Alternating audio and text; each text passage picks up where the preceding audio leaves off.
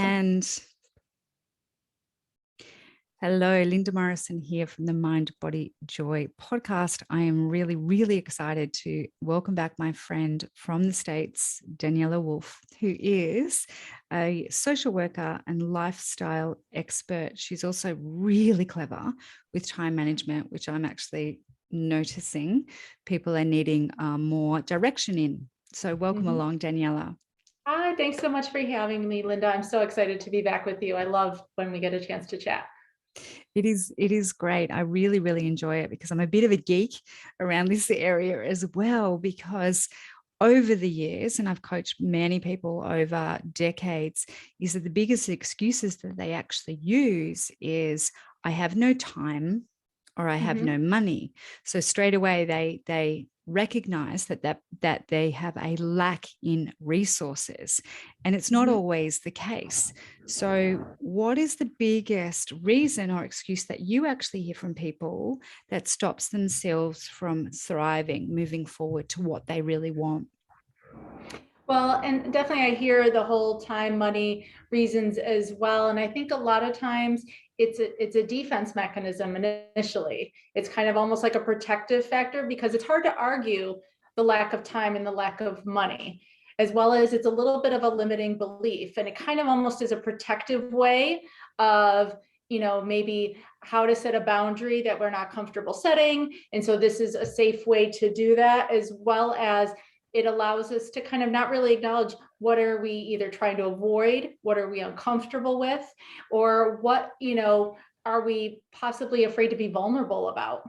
And so I don't have time and I don't have money are very kind of socially accepted ways of being able to put that out there as a reason for not doing things when, Yeah. in so many reasons that's not the case. You can easily chip away and break that down based on where we prioritize and where we do spend our time and our money. And when we want something, we're willing to juggle and finagle things however we want. So if this isn't something we're juggling for, then it's probably not a priority. I love that, to finagle to get what you want. Absolutely. Yeah. The mind is very clever and it will actually get what it thinks it wants. I think that it's a really, really, really great point that you actually make. And I know that when I had a marriage and then I stepped off the marriage, I still used to certain people, I'll need to ask my husband about that, even though I didn't have one. So I think Yeah. sometimes I don't think it was an excuse. I think it was more, it gave me space to consider whether that was a priority. So it's really, really, really great to actually hear that it's okay to say these things, though they are a simple and easy story to actually push back on, to then consider what is your next move. And Right. most of the time, and you can speak to this, I'm absolutely sure, I'm not sure that the people understand what their next vision or what their next move actually is. So it's coping more than living, or it's existing, as we all know, with this state of the world at the moment, it's existing more so than creating your next fantastic life, reality, etc., which takes a bit more work than just Yeah. coping with today. Can you speak into that, and who you've actually helped with that a little bit? And obviously it's their vision and dream, but you help to support them on that.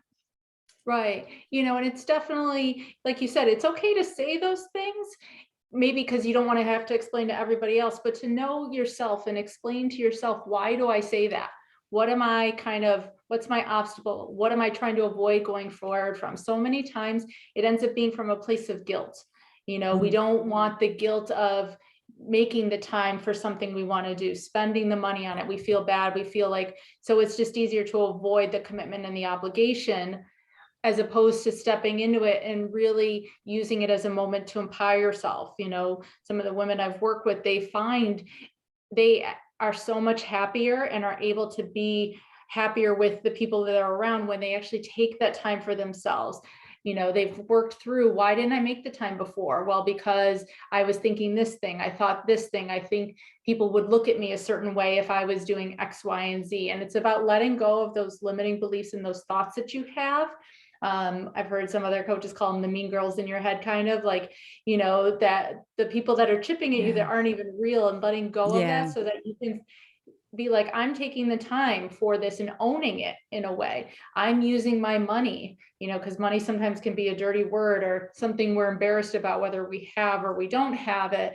In just, you know, being able to own where we're spending our money without feeling like we have to defend or justify it or whatnot, because it can be it's one of those kind of trigger areas for a lot of people.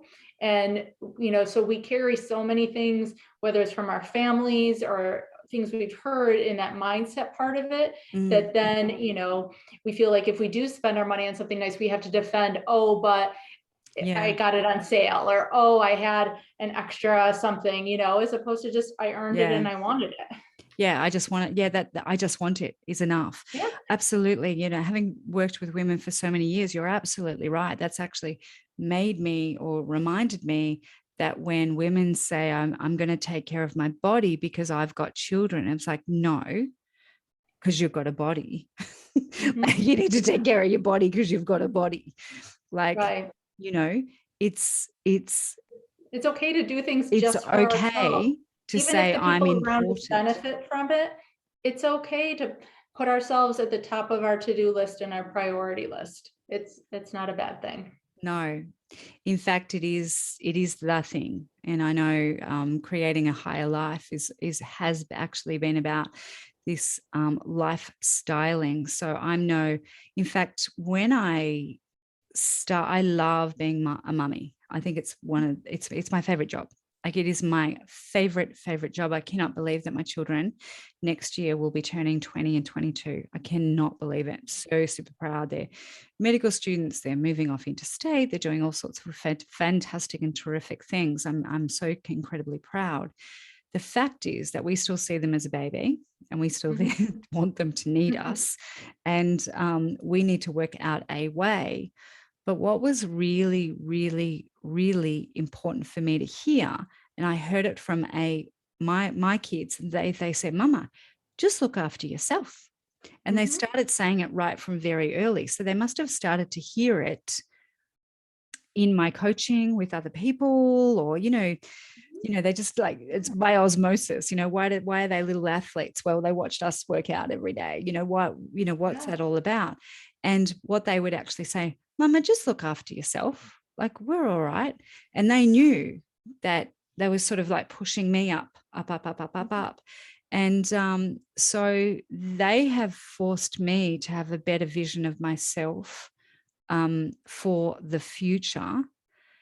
And just remember, all the women out there, we're speaking to women, men as well, but just remember, people will actually just work within your boundaries. So what in fact are they? Well, and I where think is too, we model for them not only how we should be treated, but also, how they should be treated, where they're going to prioritize themselves. If they see you as self-sacrificing martyr, never taking care of yourself, that's what they're going to learn. When I'm a parent, I'm supposed to give up myself and go do that, as opposed to, still be you. As well as, I've just found, kind of stepping back into who I am, what I like to do, all those things, I found I really enjoy my kids knowing me, not just the mom me, but me, and sharing in my interest, and we can talk about things, and they're excited to hear about my day, because it wasn't just all about them. My day involved other things and other activities and people, and it's really helped them have actually, a stronger relationship. And I think sometimes so many parents are afraid, if they're not focused on their kids 24/7, they're not good parents. But I think helping your kids see you as a person can actually enhance that. 100%. Yeah. And really, really super well said. And we have different names here for different ways and styles of parenting. Helicopter parenting is one. Wheelbarrow parenting is another, like chasing them. We have the snowplow. You push every obstacle out of their way. There you go. It might be like a similar thing. Yeah. And then a whole bunch of stuff actually come up when I was starting to empty nest. And I did this really early because my daughter went and lived in Belgium at 15 and a half years of age, and happily so. She researched it all. I kept on putting obstacles in her way, saying, if you don't research it, then you can't do it. And then if that, you need to get your documentation together. And of course, Daniela, what did she do? She did it all, right? Faster than I would Look at have. your mom. She's a strong, independent, driven woman, and that's what she learned. Which is, thank you very much. But and that's exactly the daughter I asked for. So that's actually the kids I've asked for. So being in that, playing that martyr card didn't work for those 3 months, but I got over it. But I think that this is the whole thing. We learn from them, and they are just as valuable. And there ain't no free ticket. You pay to play no matter what you do. So whether it's, getting fantastic coaching on the level that you want to lift to, I absolutely know that the more I invest, the higher I go. And the same actually has worked with that time and spent in these children, but also that they have actually seen me. It's like, I take you to lacrosse and dancing and this. So now this is my exercise time. Please try not to interrupt me. Yeah. Well, and I've taught them that right from the very beginning. And basically what they do is they don't listen to what you say. They do as you do. Absolutely.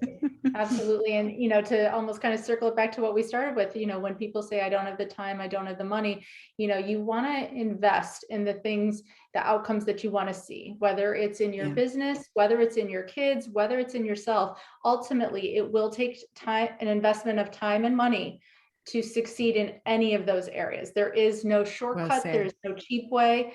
You're going to spend more time and more money if you try and cheap out.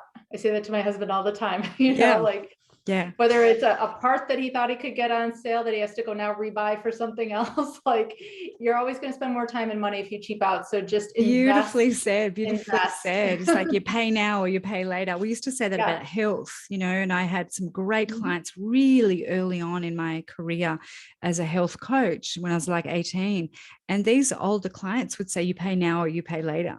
So they paid in maintenance. They understood the importance of being healthy. Otherwise you pay later, like you're going to pay.